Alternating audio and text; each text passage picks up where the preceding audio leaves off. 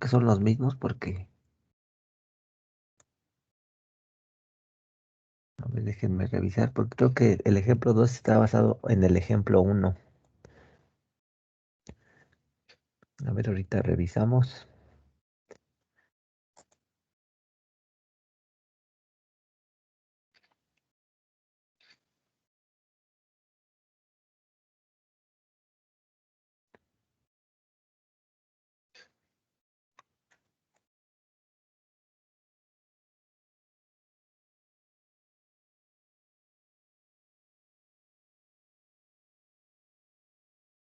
Ujú. Bueno,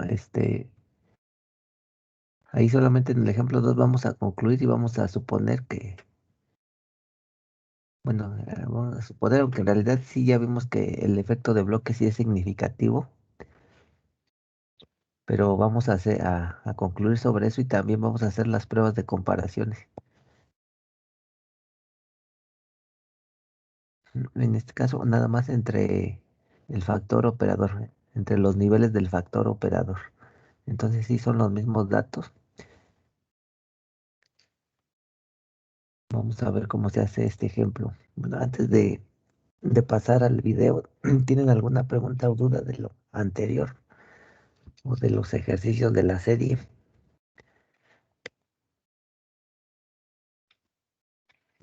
No, profe.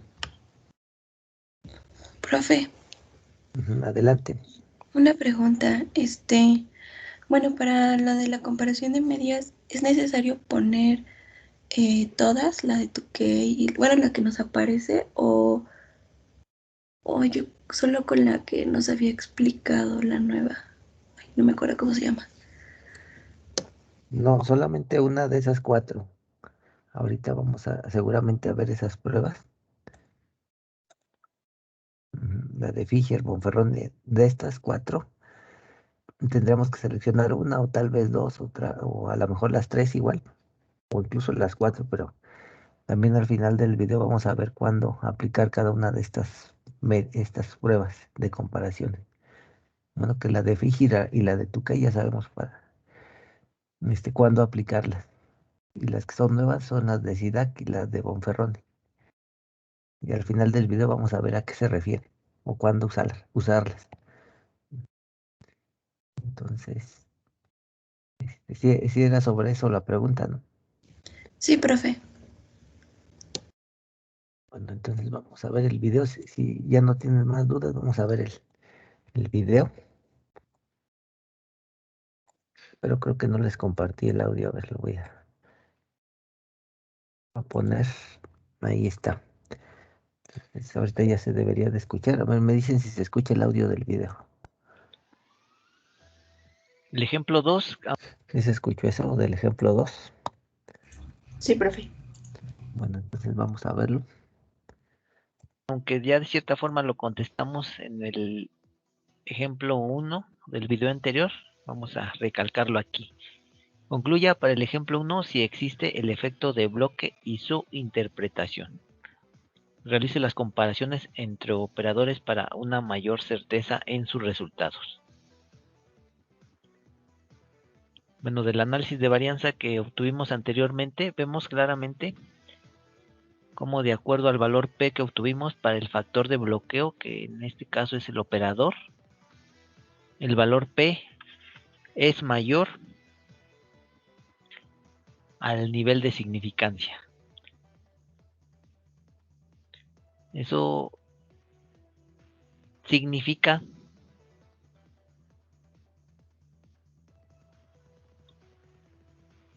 bueno, aquí tenemos el análisis de varianza del problema número 1 y aquí vemos claramente cómo el valor P del factor de bloqueo, que es el operador, es menor al nivel de significancia de 0.05,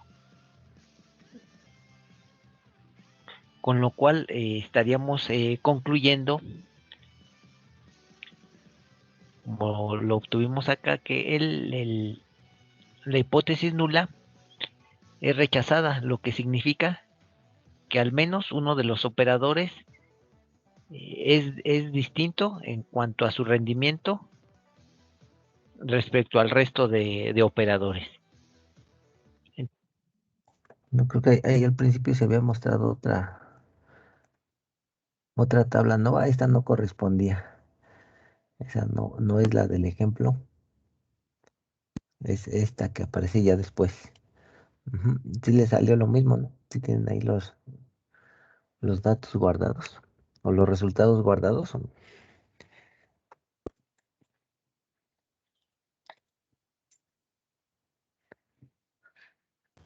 Sí, profe. Ujú. Sale igual. Entonces, si es esta, ¿no? Ya habíamos dicho que para considerar que un factor fuera de bloqueo, pues necesariamente tendría que ser significativo, porque si no, o de otra manera, no tendría sentido considerarlo como factor de bloqueo, puesto que no estaría afectando la variable de respuesta.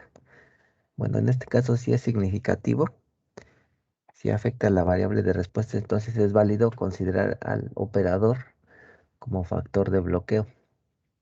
Entonces vamos a continuar aquí.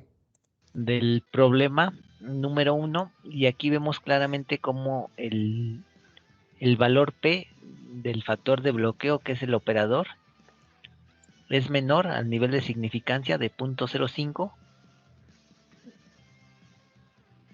con lo cual estaríamos concluyendo, como lo obtuvimos acá, que la hipótesis nula es rechazada, lo que significa que al menos uno de los operadores es distinto en cuanto a su rendimiento respecto al resto de operadores. Entonces habrá un operador que realice el trabajo en menor tiempo respecto a los demás, o en mayor tiempo también pudiera ser. Vamos a ver las comparaciones que obtuvimos con Minitab. Bueno, obtuvimos diferentes, bueno, es para los operadores, no para los ensambles, para los operadores.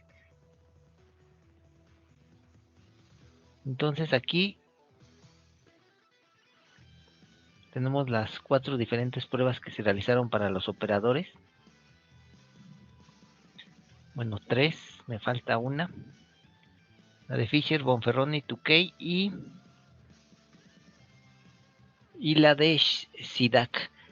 En todas concluimos, o se concluye con un 95% de confianza, que los operadores 1 y 2 son distintos. El resto de operadores, el resto de parejas, de acuerdo a la evidencia que muestran las gráficas, son iguales. Bueno, ¿qué ha significado el que el factor de bloqueo haya resultado significativo? Bueno, eso es evidencia de que el factor de bloqueo afecta la respuesta media, es decir, los operadores afectan significativamente el tiempo de ensamble, por lo que pudiera ser un punto a favor de en un futuro controlar este factor a los operadores, es decir, en futuros experimentos, si se decidiera realizar estos a futuro. También otra consideración, y que ya vimos en las gráficas, es que el tiempo en que tardan los operadores en ensamblar es diferente entre sí. Pero ¿qué hubiese pasado entonces si el factor de bloqueo no hubiese resultado significativo? Pues entonces no habría evidencia de controlar ese factor de bloqueo en futuros experimentos, y simplemente no, no sería recomendable tomarlo en cuenta, ya que el tomarlo en cuenta a lo mejor nos implica mayores costos, mayor tiempo, mayor uso de recursos, etcétera. Entonces, factor de bloqueo que no resulta significativo en futuros experimentos no es necesario tomarlo en cuenta. Pero ahora bien, ¿qué pasa si el factor de interés, nuestro factor principal, en lugar de haber sido el método, ahora es el factor operador?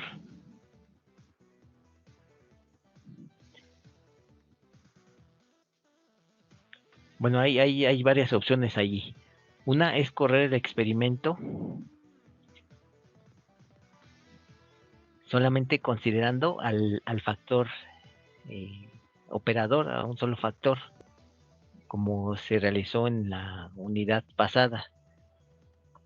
Y otra, que sería la más factible, porque aquí nos ha resultado que el factor método y operador son significativos, entonces tendríamos que hacer una combinación completa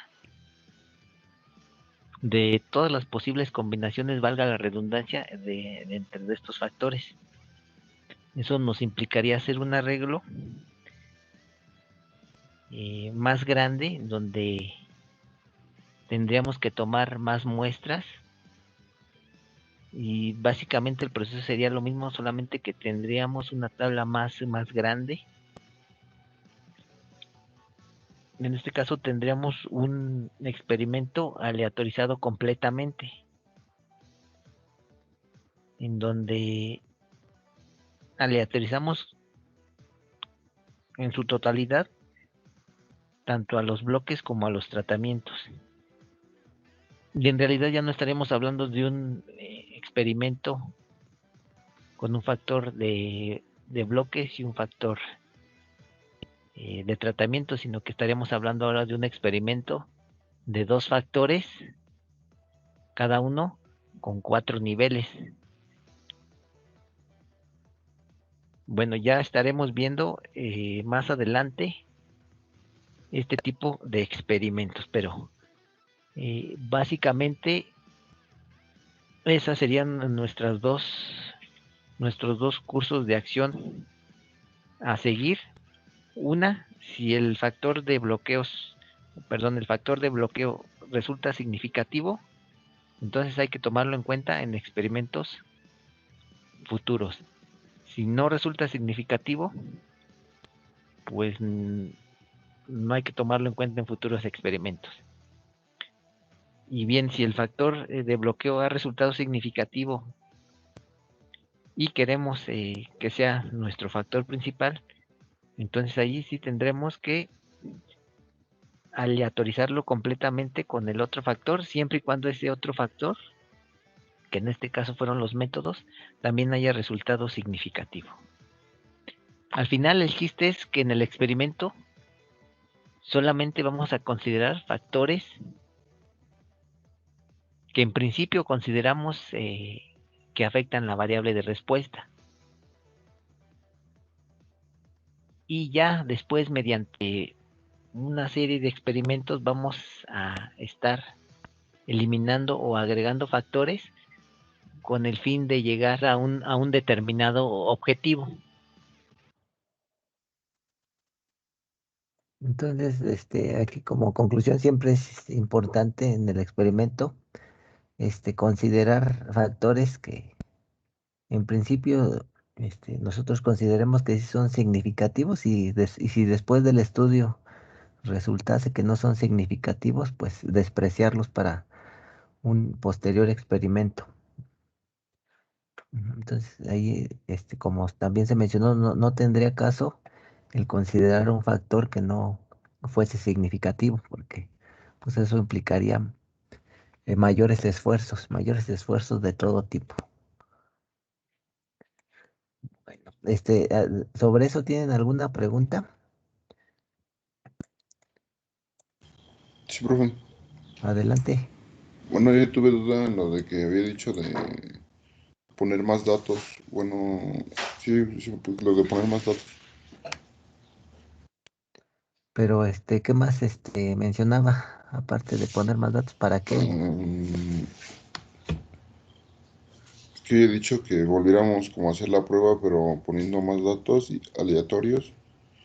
Hizo como que nos daba más, como que, no sé cómo explicarlo. ¿No sabes Como- cómo en qué minuto fue? ya casi al final, pues, no, Como por como, ahí, a ver, le regreso, me dice si sí. No resulta significativo, pues no hay que tomarlo en cuenta en futuros experimentos. Y sobre eso a lo mejor decía que si el factor no era significativo, no tomarlo en cuenta. O en su defecto hacerle modificaciones a ese factor. ajá, eso de hacerle modificaciones, bro. Entonces, vamos a suponer aquí que el factor operador no hubiera resultado significativo. ¿Qué tipo de modificaciones se pudieran hacer a ese operador? Pues a lo mejor ya no considerar esos mismos operadores, o sea, los que ocupamos para el experimento. Y si ya vimos que todos esos operadores son iguales, y si quisiéramos por alguna causa, motivo o circunstancia, analizar ese factor a fuerzas, pues tendríamos a lo mejor que cambiar de operadores, o o esos mismos operadores ponerlos en otras circunstancias. No sé, a lo mejor las pruebas aquí de este experimento se realizaron, no sé, por decir algo en la mañana, ajá, cuando entraban a trabajar, por ejemplo. Y nosotros, podemos modificar ese parámetro, ¿no? A lo mejor hacer los experimentos a mediodía o al final del turno, por ejemplo. Pero pues esos cambios o esas modificaciones tendrían que realizarse en relación a lo que pretendiéramos encontrar, a buscar o buscar. Ujú. Entonces serían muy específicas o muy puntuales en relación a lo que tratásemos de buscar con ese experimento.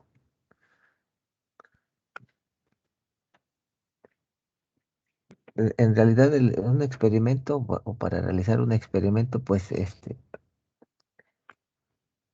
como tal, todo lo que se realice dentro de él debe de estar controlado. Entonces, entre una de las implicaciones que tiene el que esté controlado es que las pruebas, toda la toma de muestras se realice de forma estandarizada, digámoslo así. Entonces, de ello va a depender que los resultados del experimento sean fiables, que si no, de otra forma estaremos cometiendo o estaremos cayendo mucho en error experimental. Ya vimos dentro del error experimental que qué factores o bueno, qué circunstancias pudieran incrementar ese error experimental. Por ejemplo, una toma mala de muestras, errores humanos, errores en los equipos de medición y la no estandarización también de los procesos o de las pruebas que ocurren dentro del experimento como tal. Como por ejemplo aquí, si todos los operadores deberían de ser evaluados o medidos bajo las mismas circunstancias para que los resultados de todos ellos pues fueran fiables. Y eso no nada más pasaría con los operadores, sino con todos los factores. Deben de medirse o de que las pruebas se traten de llevar en iguales circunstancias. Eso significaría que el experimento fuera controlado. Y bueno, eso lleva a controlar incluso cosas tan insignificantes como por ejemplo el clima. A lo mejor podríamos considerar que el clima no tiene implicación alguna, pero vamos a pensar que un operador pues tiene sobrepeso, ¿no? Y, y debido a eso, pues el calor o un calor, digamos, mediano lo sofoca. Y a un operador delgado, pues el calor no lo afecta mucho. Entonces, implicaciones como esas tendrían que considerarse para tener perfectamente controlado el experimento. Aquí solamente estamos viendo experimentos de pocos factores, pero en realidad si quisiéramos aplicar un experimento a la vida real, tendríamos que tener más factores. Y los factores que no consideráramos como ese que les digo, el de la temperatura, pues tenerlo al menos controlado o al menos tratar de realizar las pruebas con la misma temperatura, por ejemplo. Ese sería un factor o una implicación que tendríamos que tomar en consideración. Bueno,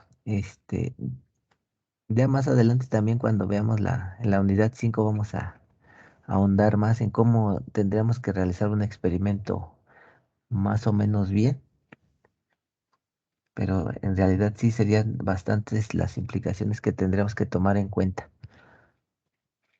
Bueno, ¿alguien más tiene preguntas de este ejemplo? Entonces, ¿sí? ¿No? No, profe. Habíamos quedado que ustedes iban a seleccionar alguna de estas pruebas. Ujú. Alguna de estas pruebas para hacer la comparación de medias o dos o hasta tres o hasta cuatro, pero dependiendo de qué buscaran en el experimento. Entonces,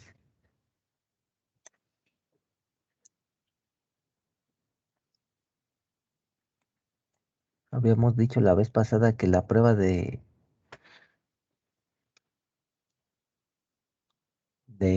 ¿cuál es la primera que pusimos? La prueba de Tukey, ¿cuándo se utiliza?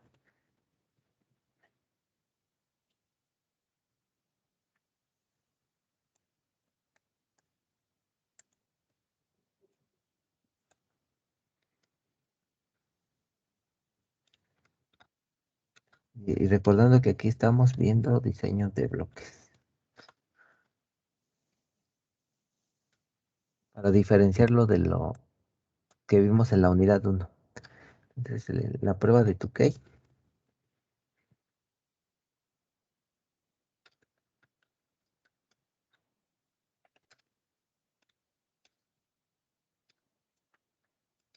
¿Cuándo decíamos que se utilizaba o cómo le pusimos? Se utiliza cuando deseamos controlar o le queremos dar más importancia al error entre grupos, profe. ¿No era individual? Bueno, es que sí nos lo puso. Según yo es individual. A ver, te checamos.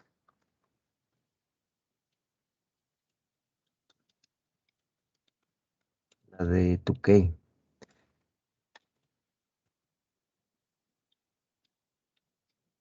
Y la de Fisher sí es entre grupos, pero ahorita lo checamos.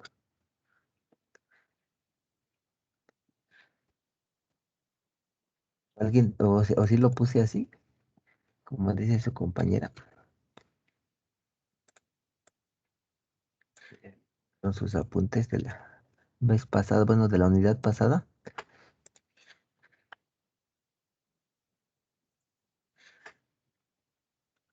Entre grupos o por familias. A ver, ahorita lo checamos.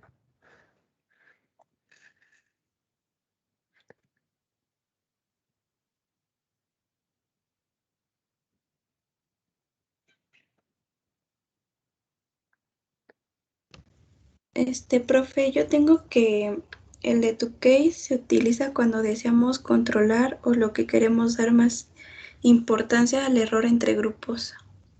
Entonces sí está al revés, ¿no? Ujú, porque la de Fisher dice se utiliza cuando deseamos controlar o lo que queremos dar más importancia al error individual. Entonces sí estaba bien su compañera. Mal error. Y acá sí es individual, ¿verdad? No.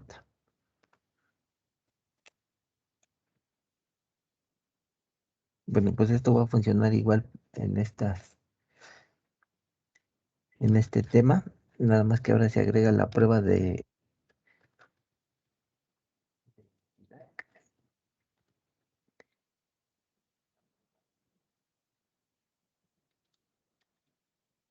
la otra de Bonferroni. Bueno, también podemos hacer las pruebas de Su y la de Dunet. Las podemos hacer, pero de forma separada. Igual las pudiéramos aplicar aquí. Entre los dos puntos. Ahí está. Pero el programa por default pues saca alguna de estas cuatro pruebas o las cuatro, las que le marquemos. Y luego dice que la de SIDAC, a ver, aquí estamos. Dice que el método de SIDAC trata las comparaciones como si fueran independientes, lo que produce una aproximación conservadora de la tasa de error real. Dice que el método de SIDAC es más potente que el de Bonferroni.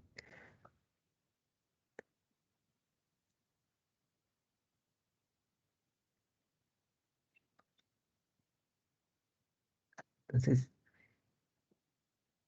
trata las comparaciones como si fueran independientes. Es como, digamos que se parecería un poco a la prueba de Fisher.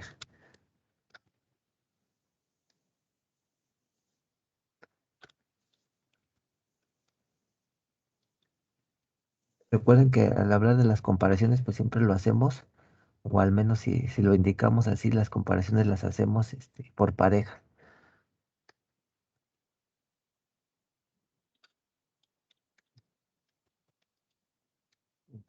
¿Eso qué significa? Que a lo mejor si en una prueba nos sale que A es igual a B, y luego en otra prueba que B es igual a C, entonces aquí como las comparaciones son independientes, no podemos decir esto, por ejemplo, que A sea igual a C. No lo podemos decir con toda seguridad, puesto que estas comparaciones, esta y esta, serían independientes. Entonces, A, este, que sea igual a C, pues puede ser que sí sean iguales o igual pudiera ser que no sean iguales. Entonces, sobre eso trataría o ejemplificaríamos eso, este punto de que si las comparaciones fueran independientes. Entonces, aquí pudiera darse que esto sí es cierto o que esto no sea cierto, ya que tanto esta comparación como esta comparación son independientes. Y no necesariamente tendría que, o tendríamos que inferir que A sea igual a C, por ejemplo, ¿no? Si hablamos de niveles de un factor o de tratamientos de un factor. Y luego dice que la prueba de Bonferroni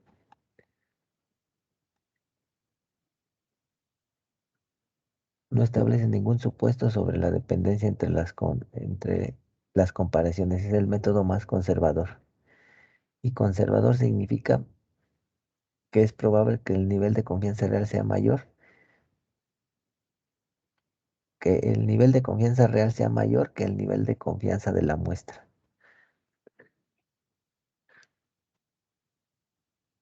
Entonces, ¿eso qué quiere decir?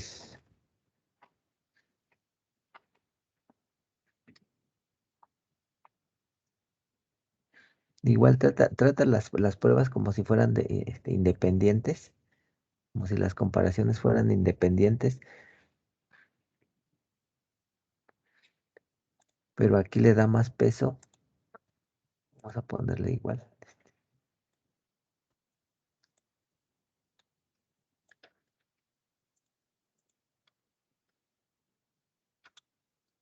Pero le da más peso viendo la ayuda de Minitab.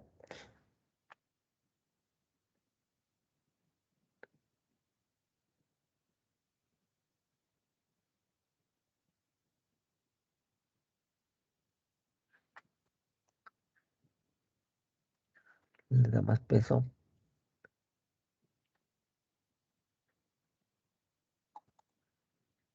A ver, aquí voy a poner la hoja. Dice que le da más peso o indica que es más probable que el nivel de confianza real sea mayor que el nivel de confianza de la muestra.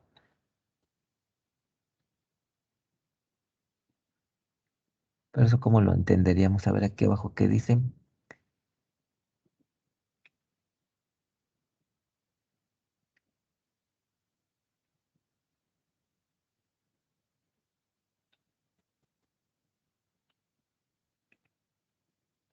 A ver, como que no me queda claro del todo ahí la diferencia. Bueno, le voy a poner aquí diferencia entre la de SIDAC y de Bonferroni. De ser bien cuando usar una y otra.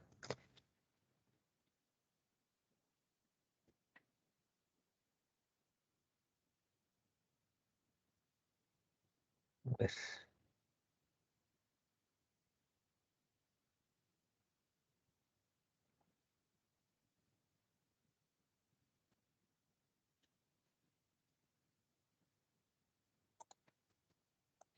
a ver, aquí está. Dice que SIDAC corrige el nivel de significación para las comparaciones múltiples y da lugar a límites más estrechos que Bonferroni.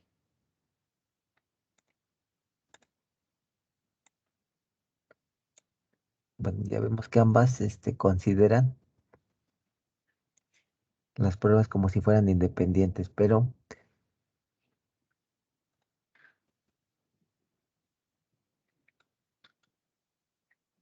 aquí decía que Bonferroni le daba más peso al error real, o, o dicho de otra forma, al nivel de confianza real. ¿Y eso qué significaba? Que los intervalos son más amplios.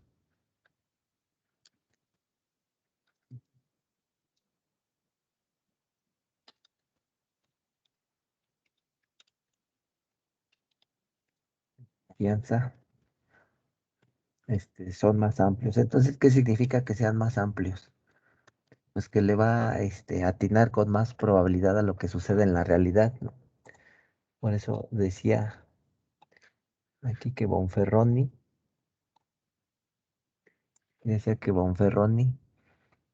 le da más, o indica que es más probable el nivel de confianza real al nivel de confianza de la muestra. El nivel de confianza de la muestra es, digamos, el que va a suceder a partir del modelo. Entonces, para que le dé más este, importancia al nivel de confianza real, lo que hace esta prueba es que los intervalos, o sea, vamos a regresar al ejemplo, a ver si ahí se nota también.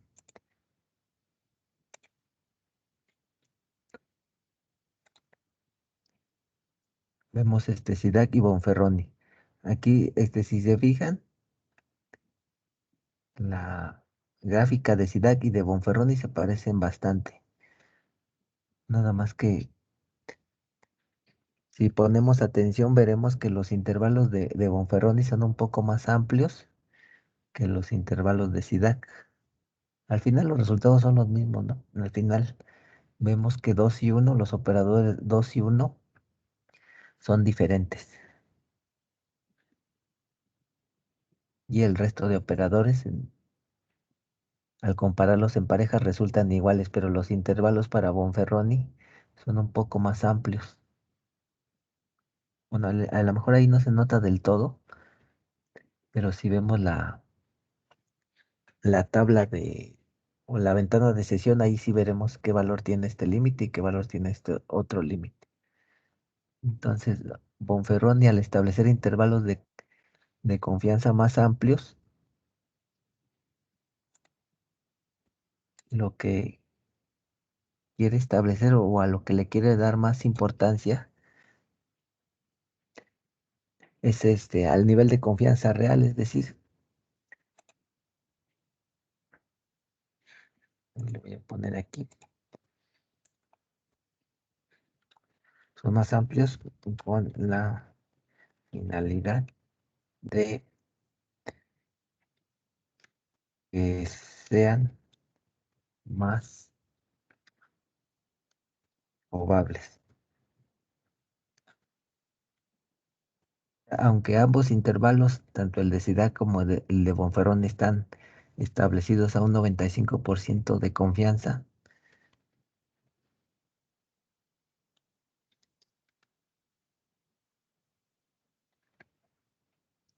este, al ser más grandes los intervalos aquí en Bonferroni, digamos que tienen más oportunidad de suceder en la realidad. Es más o menos como si a ustedes les dieran dos recipientes, uno grande y uno pequeño, para dos recipientes, y les aventaran agua. ¿En qué recipiente este, alcanzarían a recolectar más agua? ¿En el chico o en el grande?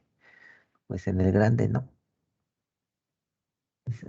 Algo similar pasa aquí con estas pruebas. Al tener intervalos de confianza más amplios, esta prueba de Bonferroni, lo que, lo que hace o lo que origina es que pudiera tener más probabilidad de suceder en la realidad.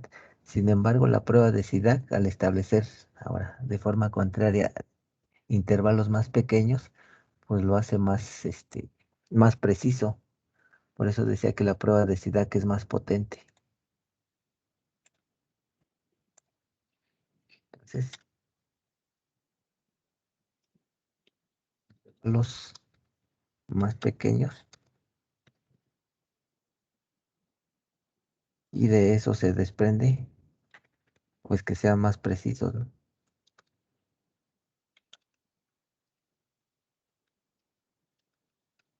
O sea, allí se pudiera escuchar contradictorio, pero no es así, ahorita lo vemos. Mayor precisión.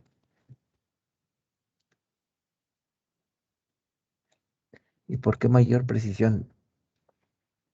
Bueno, vamos a pensar que a ustedes les piden de pronosticar el resultado de un partido de fútbol. Entonces, si ustedes mencionan un marcador puntal, por ejemplo, no sé, el partido va a quedar 2-0. Ese resultado, comparado con otro, por ejemplo, que en el que ustedes digan el partido va a quedar eh, con 2 goles de ventaja a favor del local. ¿Cuál de esos dos resultados tiene mayor precisión? Pues el primero, ¿no? Y si lo trasladamos a intervalos de confianza, pues es lo mismo, ¿no? Es lo mismo porque el primero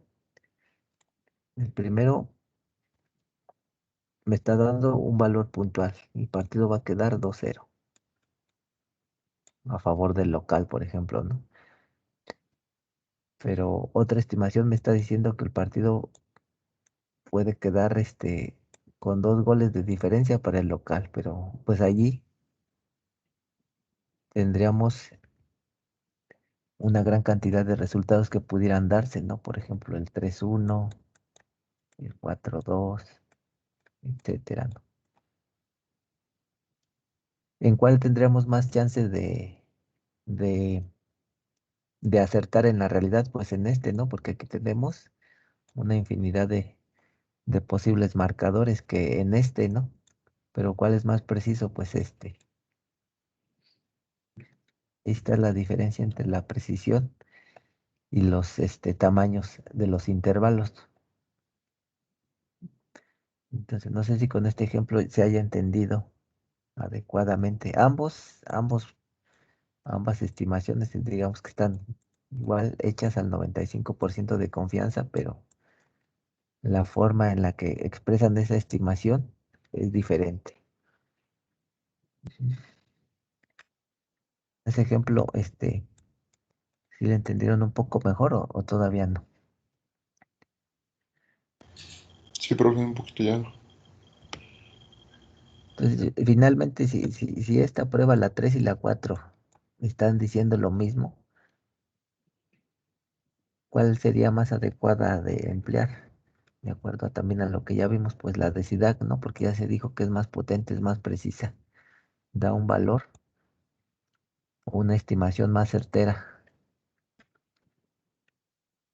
Entonces, si tuvieran que escoger entre alguna de estas pruebas, de igual forma pudiera ser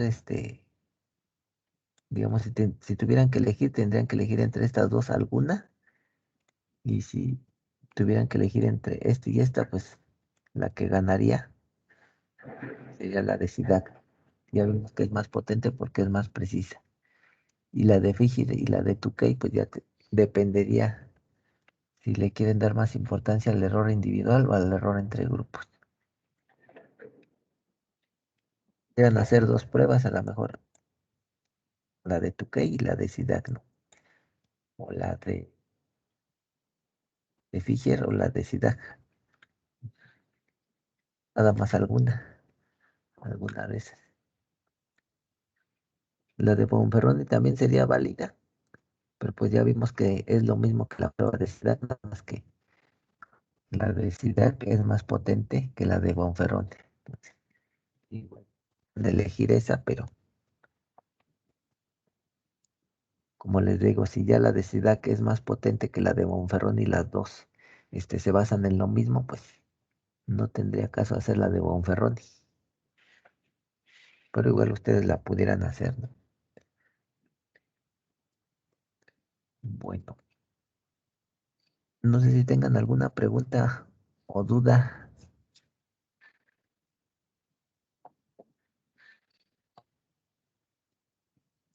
No, profe. Y bueno, también aquí entrarían las otras pruebas, les digo, si las quisieran considerar también lo pueden hacer la prueba otra de DUNET. ¿Y cuál era la otra? De SU, ¿no? Pudieran considerar, pero ya si quisieran sacar esas, lo tendrían que hacer por separado.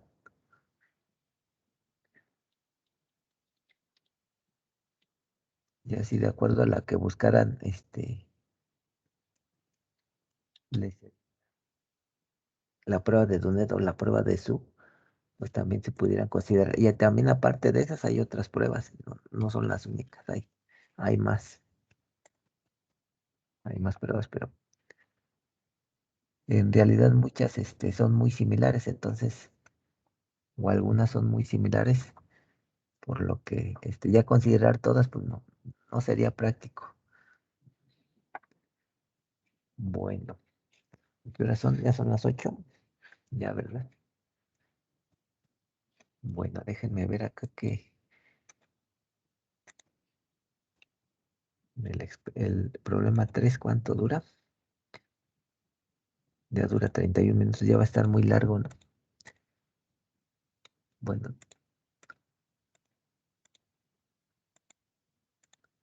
nuevamente gran parte del video es en Excel, pero nosotros podemos omitir esa parte.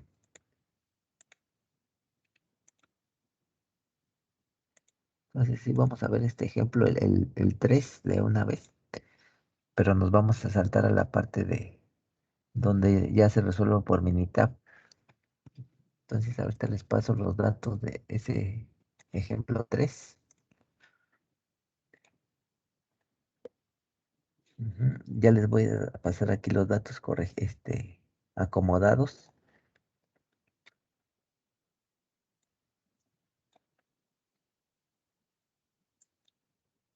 Y se los pongo ahí en el chat de la sesión. A ver.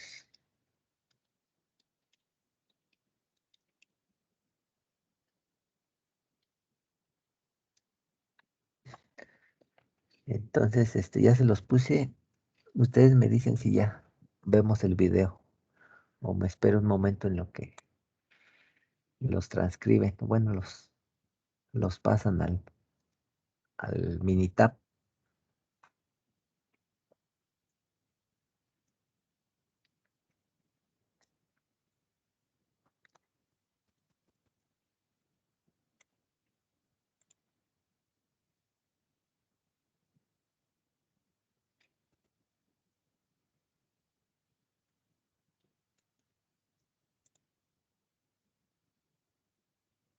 Bueno, entonces aquí también aplicamos lo mismo que en la unidad anterior. Primero tenemos que hacer el ANOVA y en el ANOVA se determina si el factor es o no significativo o si afecta o no afecta la variable de respuesta o si la media de ese factor o la media de los niveles o tratamientos de ese factor son iguales o diferentes entre sí. Eso no cambia. Lo segundo que hacemos es la prueba de comparaciones de medias y también hay que ponerlo aquí, también hacemos las pruebas de validación.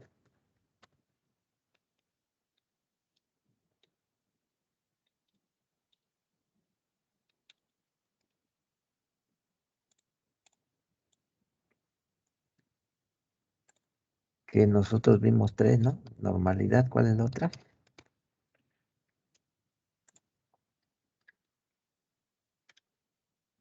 Bueno, normalidad, pero de los residuos.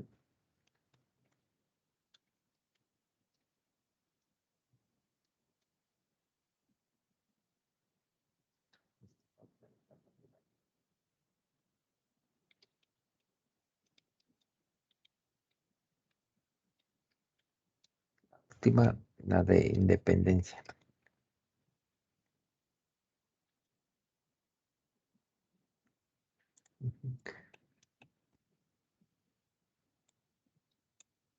Entonces, aquí voy a borrar esto, porque lo, lo de abajo.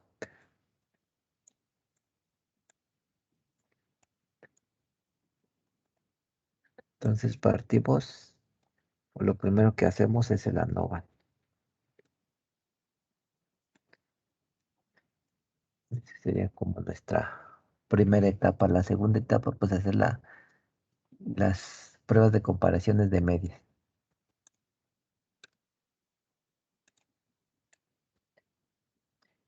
Y bueno, también aquí, dentro de las pruebas de comparaciones de medias, en la gráfica ¿es una gráfica de intervalos o una gráfica de cajas?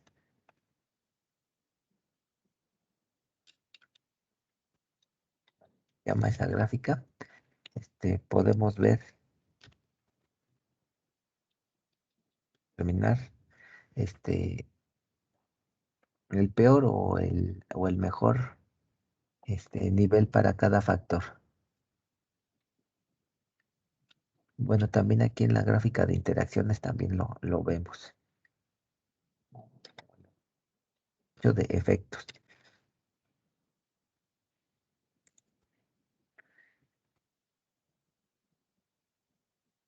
Bueno, nivel, ¿qué nivel o tratamiento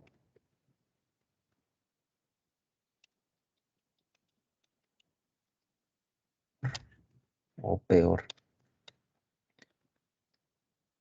Dependiendo si lo que establezcamos sea que mayor es mejor, menor es mejor o incluso si nominal es mejor. Entonces, digamos que eso iría dentro de las pruebas de comparaciones de medias y complementaría los resultados que obtengamos de dichas pruebas de comparaciones de medias. Eso es lo que hemos hecho hasta el momento.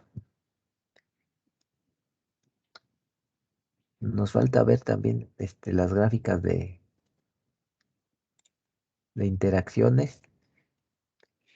Y no sé si en esta unidad, ya no recuerdo si en esta unidad vemos el optimizador de respuesta, pero creo que sí nos faltan ver dos o tres análisis. Pero al momento esto es lo que hemos hecho y es lo mismo que hacíamos en la unidad anterior, exactamente lo mismo.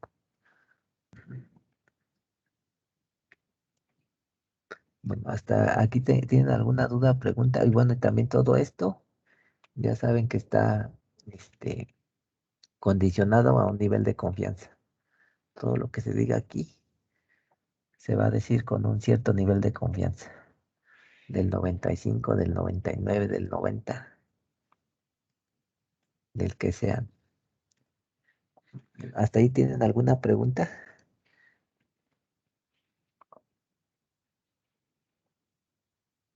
No, profe. Bueno, entonces vamos al ejemplo ya para cerrar.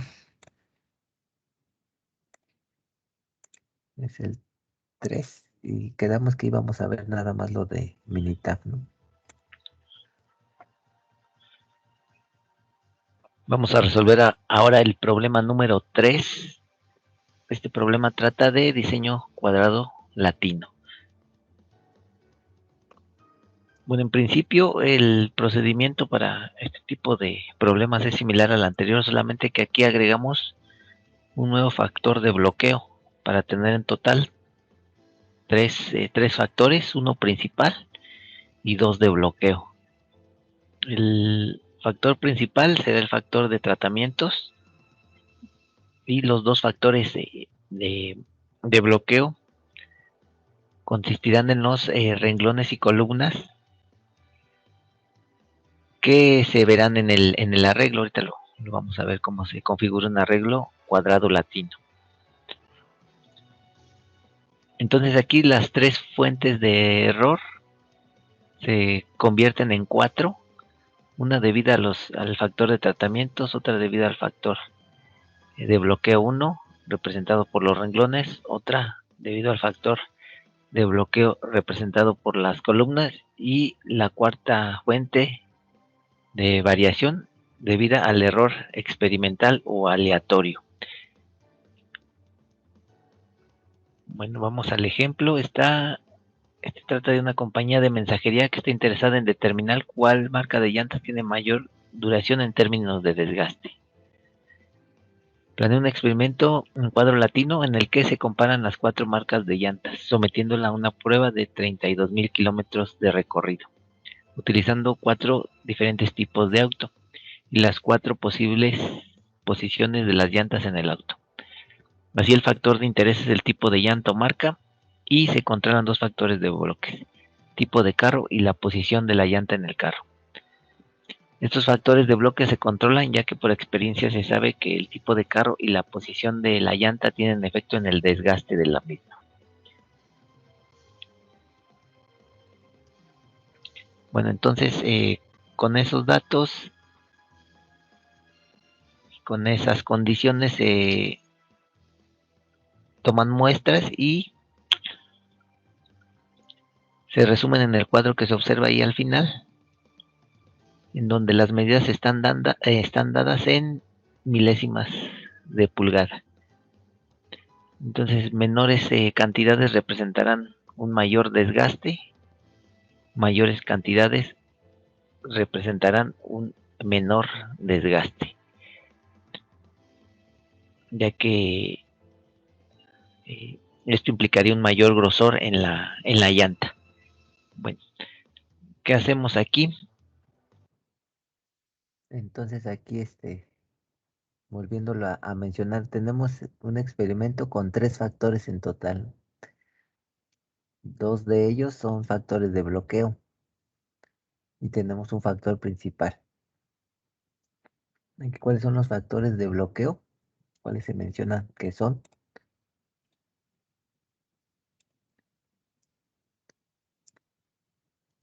El tipo de carro y la posición de la llanta.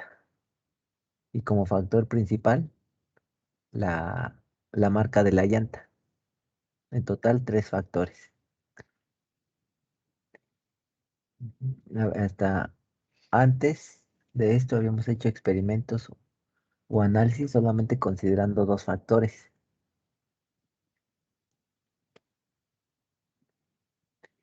Pero ahora vamos a considerar en total 3 factores. Y en realidad es lo mismo, en la NOVA lo vamos a hacer igual, nada más que se estará agregando un renglón más en relación al nuevo factor que estamos considerando. Allí primero se hace el procedimiento por Excel, eso lo vamos a omitir. Y bueno, igual ya no tendremos solamente dos pares de hipótesis. Tendremos ahora tres pares de hipótesis, una asociada a cada factor.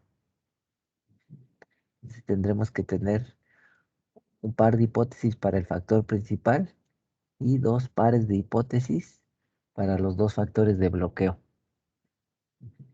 Entonces aquí dice que la variable de respuesta se da en términos de desgaste de la llanta. Entonces ahí lo lógico sería pensar que menor desgaste es mejor, ¿no? Eso sería lo lógico.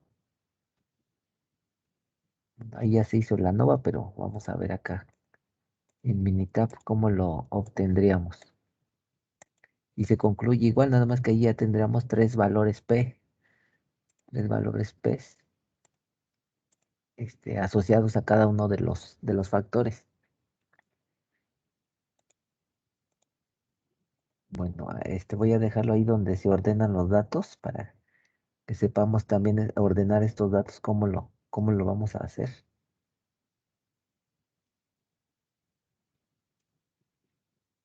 Creo que iba desde acá porque aquí al inicio nada más tenemos así los datos, ¿no? Pero después acá salió otra tabla. Vamos a ver cómo salió esa otra tabla. A ver. Condiciones o las medidas o la muestra que se obtiene cuando utilizamos las diferentes marcas de llanta, tendremos que ampliar nuestra tabla y colocarla así de esta forma. Entonces, la tabla original la pongo aquí al lado. La tabla original es esta. Y por ejemplo, la tabla que he agregado aquí, representa las mediciones por tipo de llanta. Entonces, por ejemplo,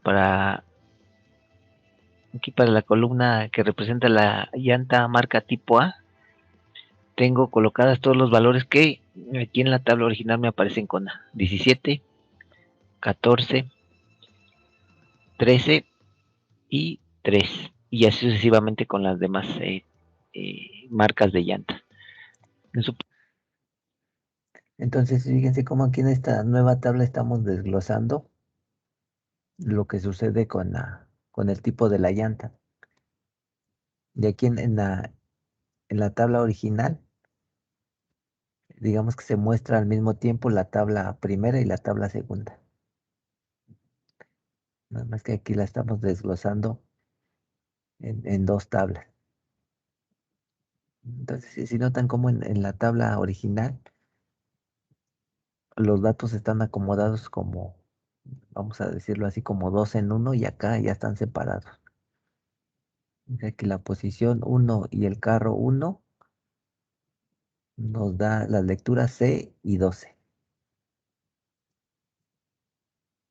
O sea, la posición que marcamos aquí como A y como carro 1 nos da la lectura de 12. Luego 14, 17, 13, etcétera. Así. Pero ya en la segunda tabla nos da las mediciones, los registros por el tipo de llanta, por la letra. Y también en relación a la posición. Bueno, que aquí la posición debería de decir 1, 2 y 3 también. Como está acá. Finalmente eso nos pudiera servir, o nos va a servir para hacer este acomodo, el acomodo que les pasé ahí en el chat de la sesión. Entonces, ¿cómo haríamos ese acomodo? Vamos a ver. Todas las variables de respuesta. Ahí está. Entonces, Lo más fácil es partir de colocar todas las variables de respuesta, o sea, todos los resultados. Y ya a partir de esos establecer cuál va a ser el tipo de carro y el tipo de llanta para cada uno de esos, de esas respuestas. los números, los datos que tenemos originales. El factor de tratamiento es el tipo de llanta, entonces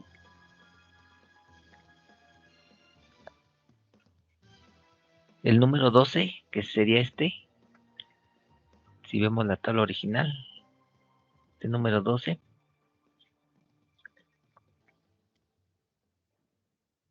nos revela que es la posición 1, carro 1 y marca de llanta C. Entonces aquí, marca de llanta, si coloco en la segunda columna la marca de llanta, será la C.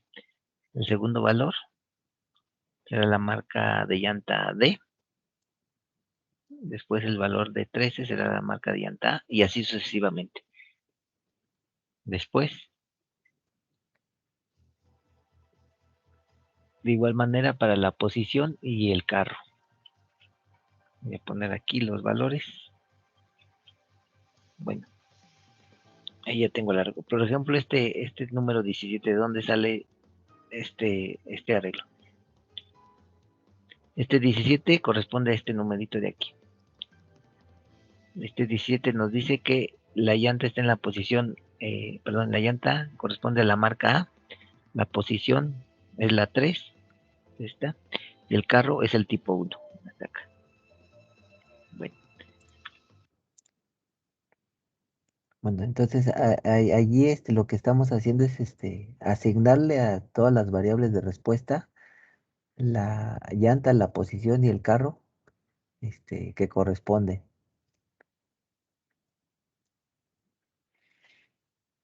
Y si los tenemos que poner en ese orden estrictamente, primero el factor principal, o si hay varios factores principales, primero nombrarlos y después ya los factores de bloqueo o el factor de bloqueo. Ujú. Entonces, pudiera ser el caso de tener, no sé, por ejemplo, 5 factores y que dentro de esos 5 factores tuviéramos 3 principales y 2 de bloqueo. Entonces los 3 principales se colocan primero y después los de bloqueo. Eso sí es importante, porque si no el modelo saldría cambiado, o sea, la ecuación del modelo saldría cambiada. Entonces, sobre el acomodo de estos números, ¿tienen alguna duda? Profe siempre dice que primero va el principal y ya después los de bloqueo, ¿verdad? Ajá, o los principales y ya después los de bloqueo, porque puede haber varios principales y también varios de bloqueo. O como aquí uno de bloqueo, uno principal y 2 de bloqueo.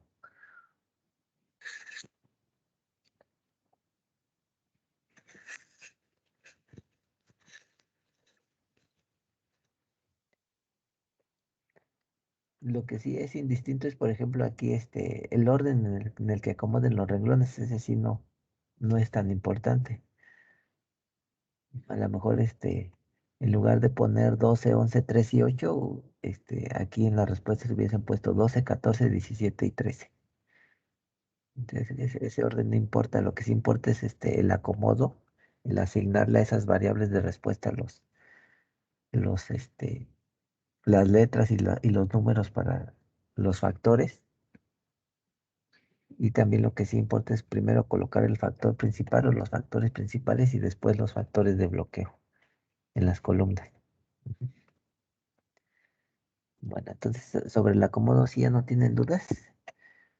Por ejemplo, ese último 9 pues corresponde a esta última celda, ¿no? A esta de aquí, donde la llanta es la marca C, el carro es el 4 y también la posición es la 4.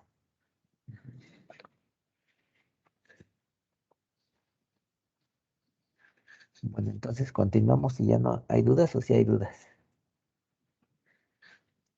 No, profe, creo que no. Vamos a continuar. y el carro es el tipo 1, hasta acá. Bueno,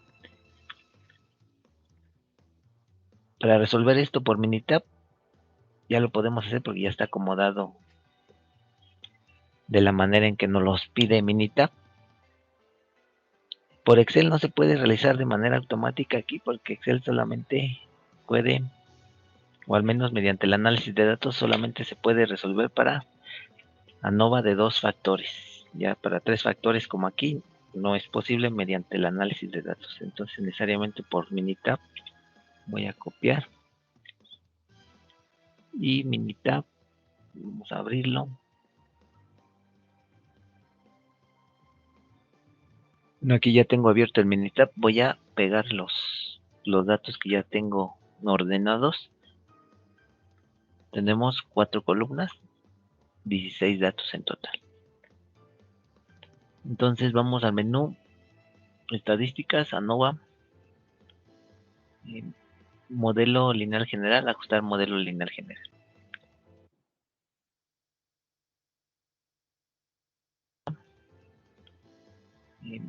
Modelo lineal general, ajustar modelo lineal general.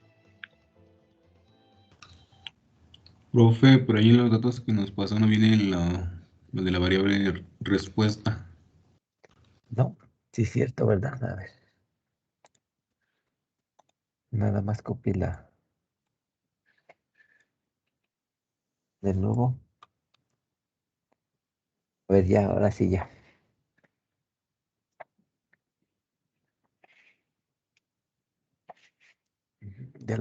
¿Ya los checaron? Sí, profe, gracias. Bueno, el procedimiento es el mismo que del ejemplo 1. Tenemos que ir al menú de estadísticas. Tenemos 4 columnas, 16 datos en total. Bueno, que aparezca. Estadísticas ANOVA y modelo lineal general. Y ajustar modelo lineal general. Esos pasos no han cambiado. Y fíjense, ahí en realidad vamos a hacer todo bueno, no todos, la mayoría de los menús que están abajo de donde dice ajustar modelo lineal general, los vamos a ver. Ujú.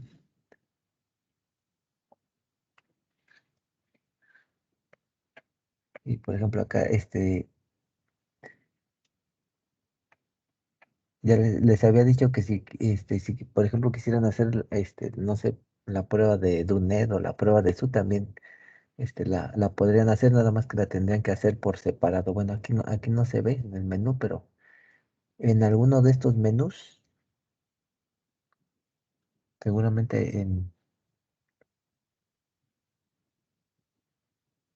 comparaciones, no recuerdo exactamente si allí viene para, por ejemplo, hacer esa prueba de SU o de DUNET si es que se quisiera hacer. Pero bueno, ya estos los vamos a explorar más adelante, estos menús. Bueno, entonces allí seguimos.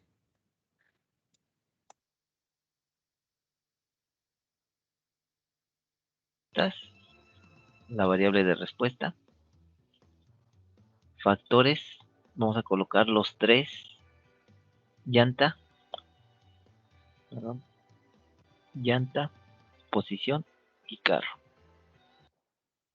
Aquí también debe de ir en estricto orden, primero los factores principales y después los de bloqueo.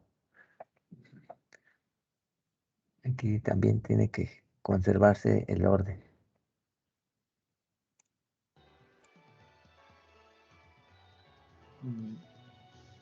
Vamos a marcar la gráfica de 4 en 1 para que nos dé, nos previsualice las gráficas que nos van a ayudar a determinar si el modelo es válido o no. Vamos a darle a aceptar. Y lo demás, no le voy a mover nada. El almacenamiento voy a dejar que me guarde los ajustes y residuos. Aceptar.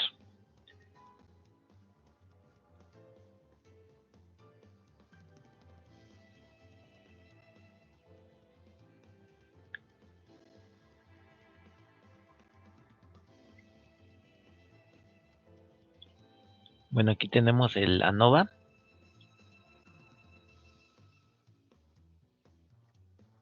Que ya se darán cuenta es similar al que obtuvimos con Excel. bueno, no es similar, es igual. Voy a colocar aquí a un lado el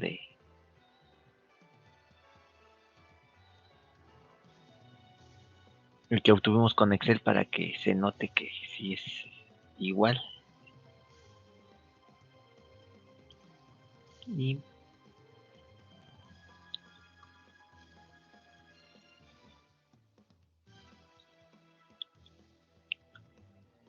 bueno, ahí lo tenemos. Y bueno, ya concluimos este ANOVA hace un momento. Entonces, de ese ANOVA, ¿cuál factor o cuáles factores son significativos y cuáles no?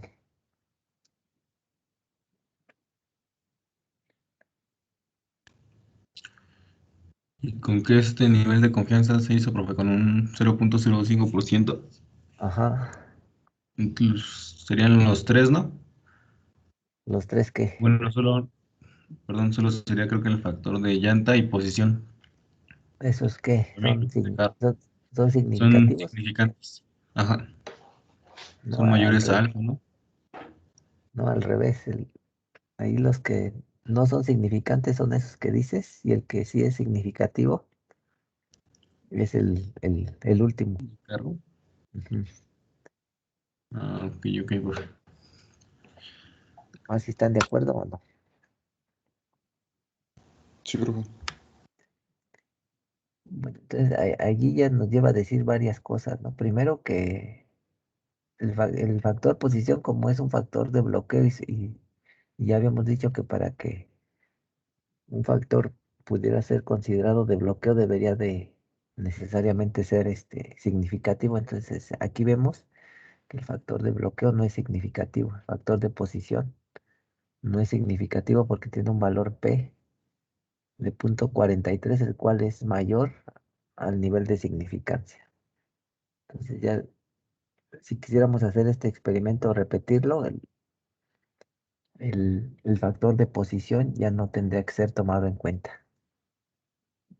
También el factor principal, el de la llanta, nos ha resultado que no es significativo. Lo único que nos ha resultado significativo es el tipo de carro. Entonces, también de acuerdo a eso,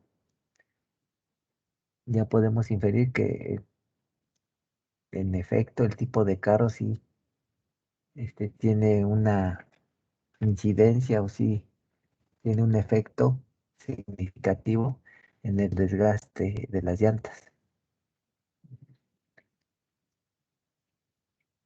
Entonces, nuestro interés tendría que ir en específico sobre el factor que ha salido significativo y los que no, pues esos ni siquiera los tendremos que ya considerar en el análisis. Entonces, todo nuestro interés se iría hacia el factor que sí ha resultado significativo. Y como les decía, si ya quisiéramos hacer experimentos posteriores a la llanta y la posición no se tendrían que considerar. O bueno, o al menos esas marcas de llanta que se utilizaron aquí en este experimento. Porque pues ya no sería este,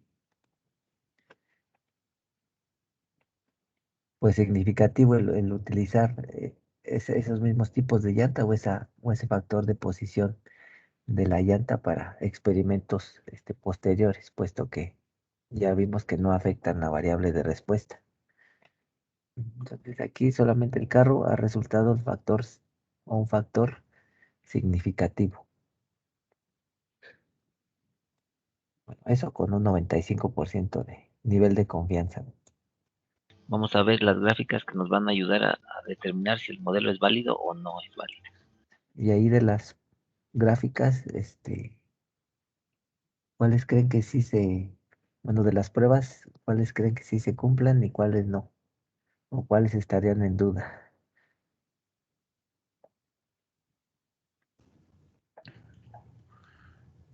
Pues yo creo que sí se cumple la de normalidad y también un poco la de ajustes, ¿no? Y la otra, ¿cómo se llama? De independencia también. La de independencia seguro que sí se cumple. La de ajustes también, la de prueba de igualdad de varianzas también, la que entraría un poco en duda sería la de probabilidad normal. Pero todas estas pruebas se tendrían que hacer de forma analítica, ¿no? Para salir de dudas. Ujú. Creo que aquí se va a hacer. Ujú, sí, porque sí no nada más se mencionó cómo se hacen, ¿no? Pero para realizarlas de forma analítica debemos de tener los ajustes y los residuos este, almacenados como aquí. Entonces, aquí al parecer la que entraría en duda sería la prueba de normalidad, ya que ahí hay puntos que sí se alejan un poco de la línea roja que se forma. Y en el histograma también lo podemos corroborar, ¿no? El histograma aquí tendría que observarse una forma de campana. Y bueno, por el último punto, por este de acá, por esta barra, que correspondería a estos dos puntos que ya salieron. Bueno, este punto de acá más alejado sobre la recta es que esa forma de campana no se forma del todo. Entonces, por eso digo que entraría como en duda, por lo cual tendríamos que hacer el análisis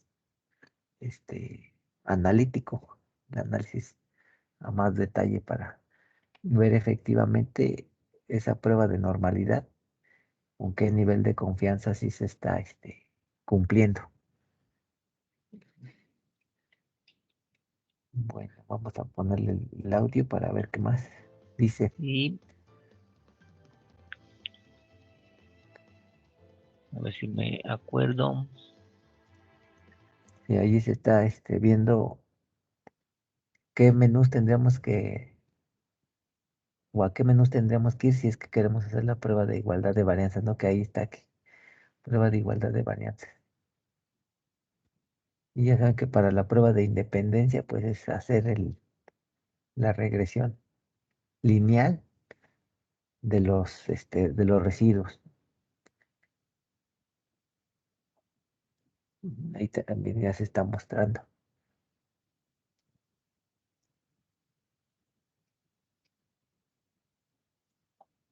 ¿Qué más dice? También se van a hacer las pruebas de comparaciones de medias.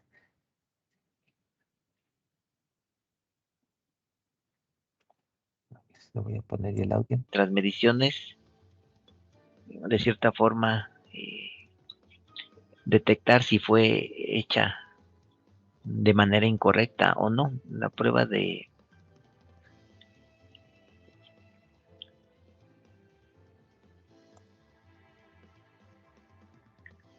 de valores atípicos nos sale aquí en estadísticas básicas y aquí está. Prueba de valores atípicos. Bueno, si saliera algún valor atípico hay que ver a qué observación corresponde y eventualmente corregirla. A lo mejor allí el instrumento de medición se descalibró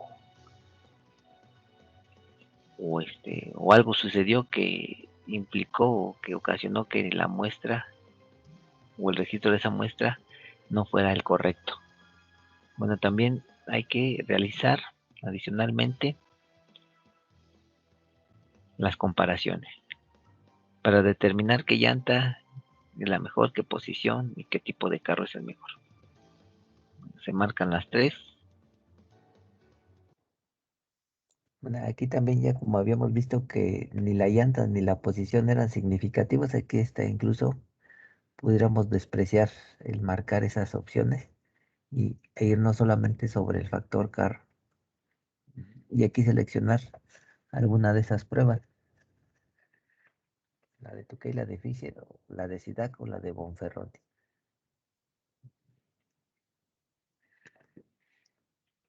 Entonces aquí tendríamos que ir a poner más interés sobre el factor o los factores que hayan resultado significativos y que en este caso pues nada más el factor carro o tipo de carro es el que ha resultado que sí afecta la variable de respuesta. Entonces nada más sobre ese tendríamos que hacer la indicación aquí para ver las comparaciones de medias.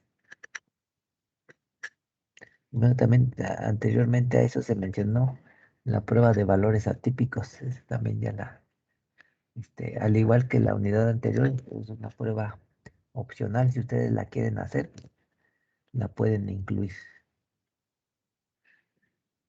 Entonces, vamos a ver qué da. Y para hacer más completa nuestro análisis, comparamos o marcamos aquí todas las opciones. Aquí solamente voy a analizar con tu key a un 95% de confianza, que es el nivel de confianza por default. Bueno, no he marcado o no marqué que me dieran las gráficas. Solamente me dio los resultados en forma de tabla.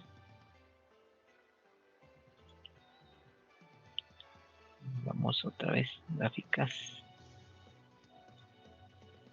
Y ahora sí.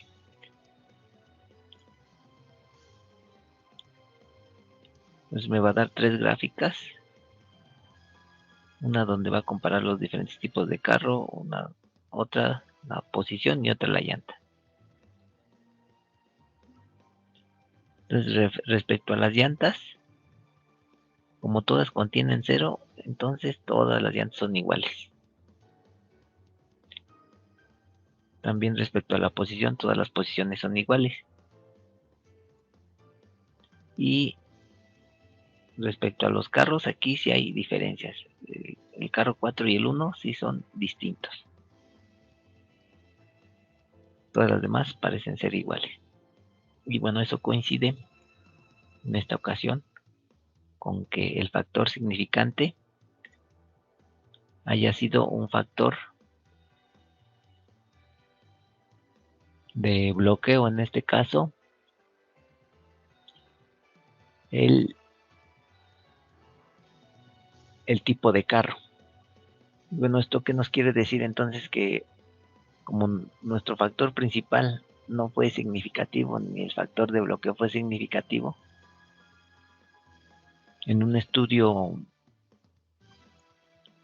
a futuro, estos factores pudieran ser despreciados y solamente considerar el tipo de carro como factor significante. Bueno, esto que nos con que Entonces ahí estamos en estas pruebas de comparaciones de medias corroborando lo que vimos en el ANOVA, ¿no?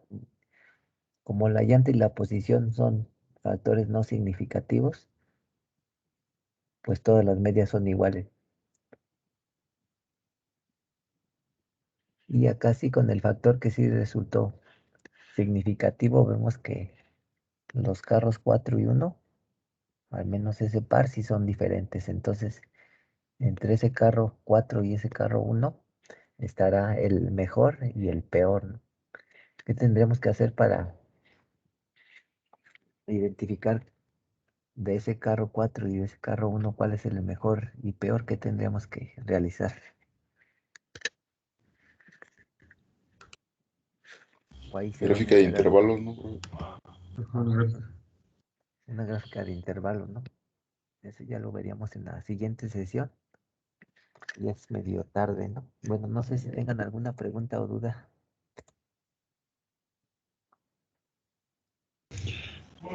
Profe, entonces, si por ejemplo nos sale que no es significativo, ya sea uno ahorita como aquí nos salió que no es significativo los primeros dos, esos igual sería necesario poner las gráficas, ahí ponen la de tu key. Pues sí, nada más para corroborar lo dicho, aunque ya esperaríamos que, que salieran como aquí, ¿no? Que todas las medias fueran iguales. Aunque también se pudiera dar el caso de que lo dicho aquí por las gráficas se contradijera a la NOVA, como ya hemos visto, ¿no? En otros ejemplos que la NOVA menciona una cosa y aquí las gráficas dicen otra. Entonces, es opcional si tú quieres poner como aquí esas pruebas de comparaciones de media para esos factores que no resultaron significativos, nada más para corroborar lo dicho por el ANOVA, pues sí, está bien. Si no, pues nada más te iría sobre el factor que sí ha resultado significativo. Y es opcional. Pero para hacer un análisis más formal, pues sí sería necesario poner todas las gráficas como aquí, nada más para corroborar lo dicho en el ANOVA, para refutarlo en su caso.